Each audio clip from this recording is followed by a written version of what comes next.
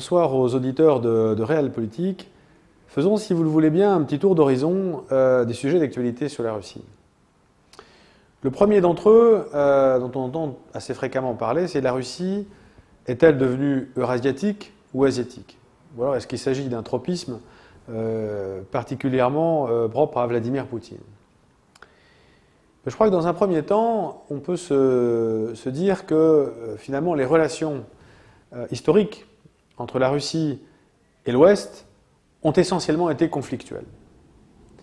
Qu'il s'agisse des relations historiques avec les Français, bien évidemment, avec les Allemands, et de façon plus ancienne avec les Britanniques, et même les Américains à un moment donné, les Polonais, bref, finalement tout ce que compte la frontière ouest historique de la Russie, les relations ont été conflictuelles, guerrières, extrêmement difficiles, de tous les temps.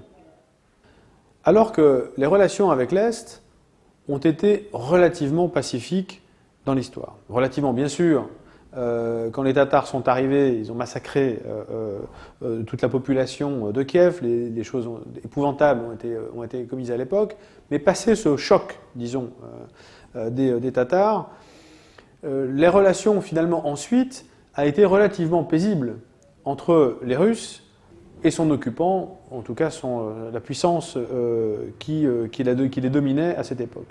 C'était même à un point où certains princes russes, et celui de Moscou à un moment donné, Ivan Kalita, étaient même devenus des percepteurs d'impôts pour l'ordre d'or, pour ces mêmes Tatars.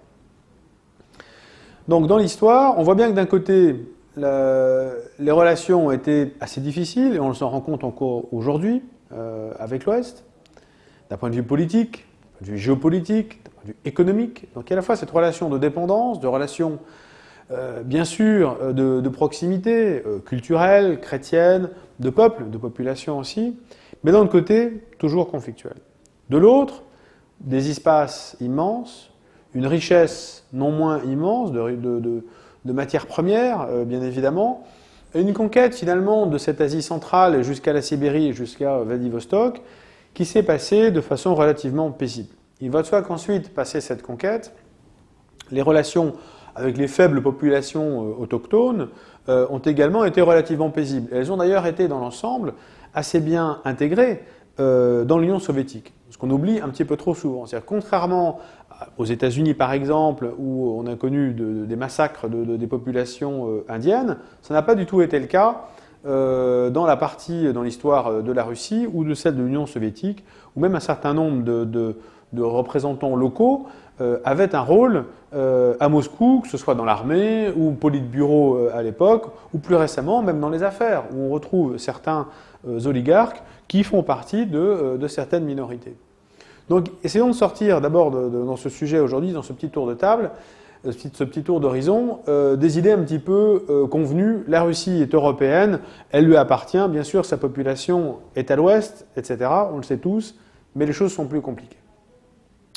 Donc l'idée qu'a Vladimir Poutine n'est certainement pas nouvelle. Bien sûr, Pierre le Grand s'est intéressé à la Baltique, Catherine la Grande s'est intéressée à la mer Noire, chacun a eu un petit peu sa projection, une projection géopolitique et militaire de la Russie à l'extérieur. Celle de Vladimir Poutine est clairement tournée vers l'Est. Mais dans le fond, elle est tout à fait cohérente et n'est pas si nouvelle que cela.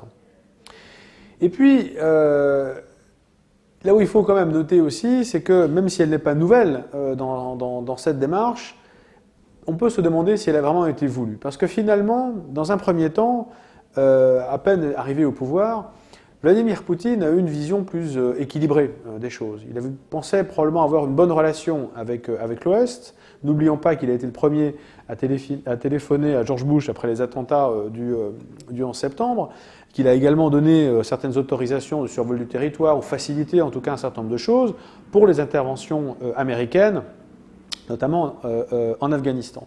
Donc il y avait une vue, disons, de puissance équilibrée entre l'Ouest et l'Est.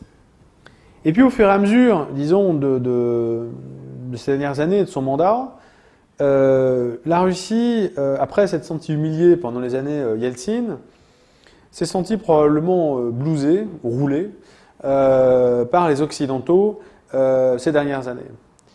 jusqu'au moment où Poutine et Medvedev ont dit stop, et ce point d'arrêt très clair est en 2008 et se situe en Géorgie, ou tout au moins à la frontière géorgienne, en Abkhazie et Ossétie.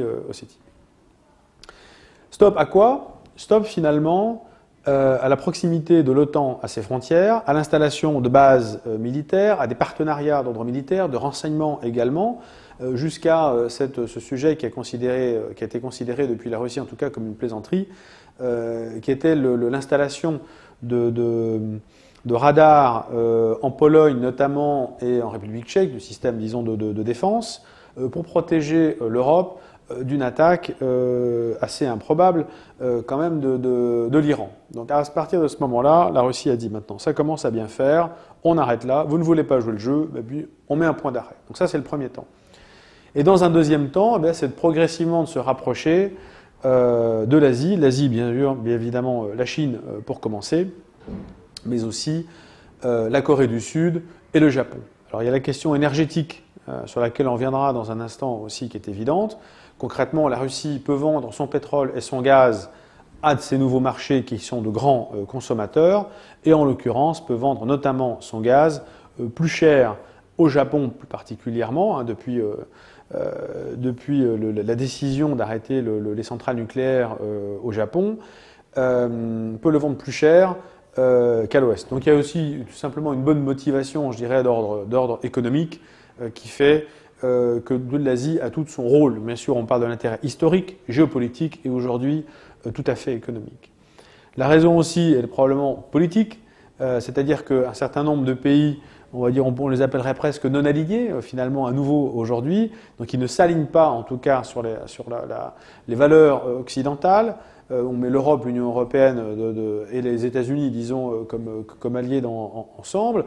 Question de valeurs, question de décision aussi en politique internationale, ont décidé de s'allier de façon plus ou moins formelle, que ce soit sous forme de cette future Union eurasiatique, que ce soit sur la coopération de Shanghai ou d'autres accords bilatéraux qui sont passés entre eux. Bref, ces pays, finalement, qui ne sont pas occidentaux, ont décidé de s'allier ensemble pour ne dépendre beaucoup moins, en tout cas qu'auparavant, du dollar qui est la devise mondiale, pour moins dépendre en tout cas des exportations pour ce qui concerne la Russie, de son pétrole et de son gaz vers les pays occidentaux, etc.